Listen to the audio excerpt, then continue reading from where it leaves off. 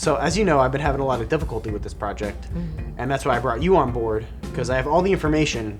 I just need help connecting the dots. I think I got it.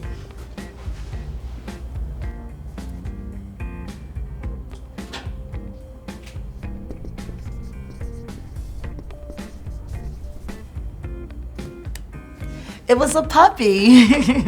A puppy! Of course!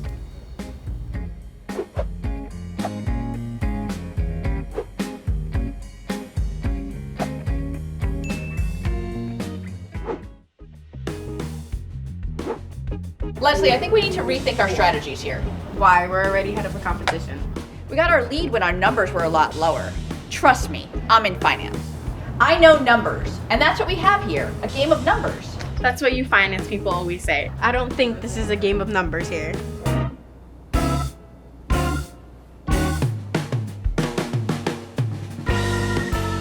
On second thought, I see your point.